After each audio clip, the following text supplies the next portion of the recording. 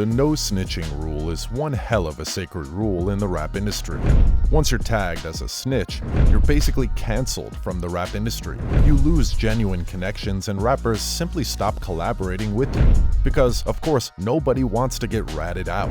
Yet, despite that rule, many top rappers have somehow managed to rat out on other people, including fellow rappers. Keep watching till the end of this video to see rappers who really got caught snitching. Trust me, you don't want to miss this.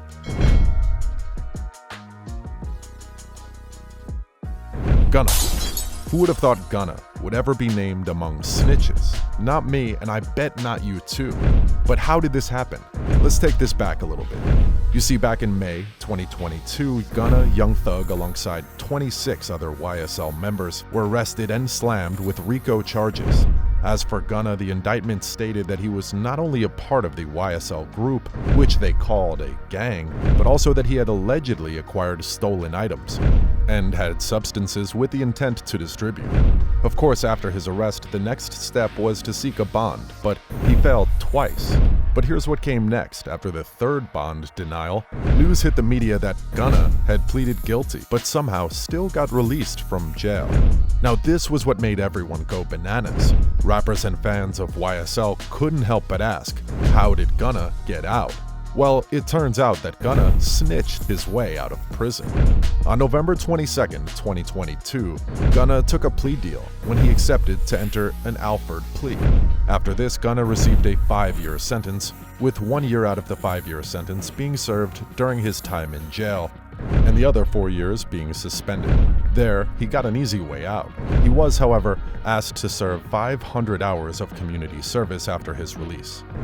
Now, walking out of a RICO with such a fancy deal means he had to give something in return. With 27 more people facing this same RICO charge, it won't be far to assume that Gunna dropped tea on at least one of the guys facing the RICO charge. Plus, let's not forget that Young Thug is still sitting pretty in jail. How come he didn't get released too?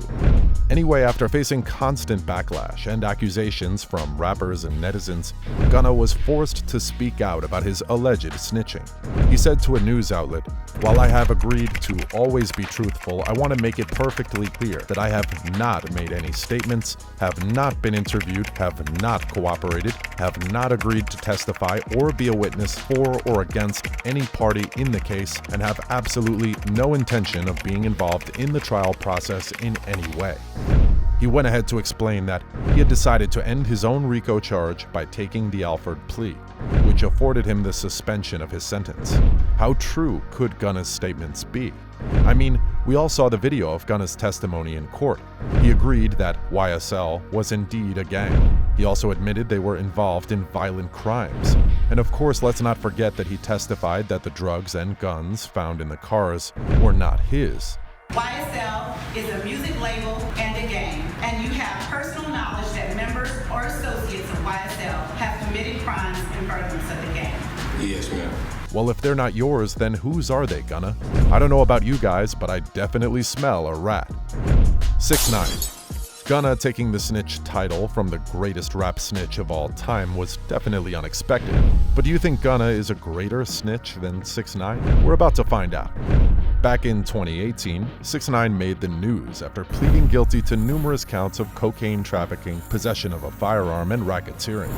But not only did 6ix9ine plead guilty, but he also testified against his former 9 Trey Gangsta Bloods associates. When the plea deal was going to reduce a potential 47-year sentence, 6ix9ine was faced with only one choice: snitch. He snitched because he believed that his former gang members, who he was going to protect by staying silent, were actually planning to kill him. Before his arrest, 6ix9ine claimed that these same gang members had kidnapped him and his friend and manager, Shotty, who was also part of the gang, conspired to kill him, and slept with his baby mama and girlfriend, Sarah Molina. Despite being labeled as the biggest snitch in the world, 6ix9ine has claimed that he is not a snitch, and that the people he told on weren't loyal to him in the first place, so he didn't owe them any loyalty. He also claimed he did what he had to do to save himself. Yak Gotti. With 28 people being arrested under the same case, there's no assurance that at least one won't fold on the others. That is exactly the case with the YSL members arrested on RICO charges. Gunna got all the heat for snitching because, after Young Thug, he was the second most famous YSL artist, but a lot of people do not know is that Gunna wasn't the only one who snitched in the famous YSL RICO charge. 29-year-old DeMonte Kendrick, aka Yak Gotti, was one of the 28 people arrested under the YSL RICO charge.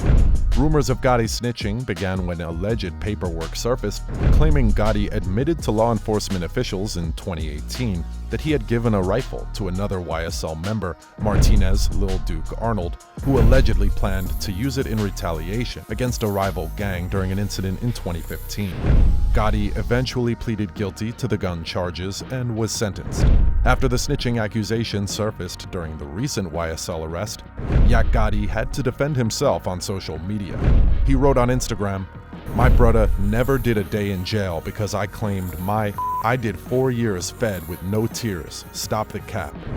A local reporter from the Atlanta Objective news outlet defended Yak Gotti, saying, "A lot of talk about how Yak Gotti snitched. It's not quite that simple.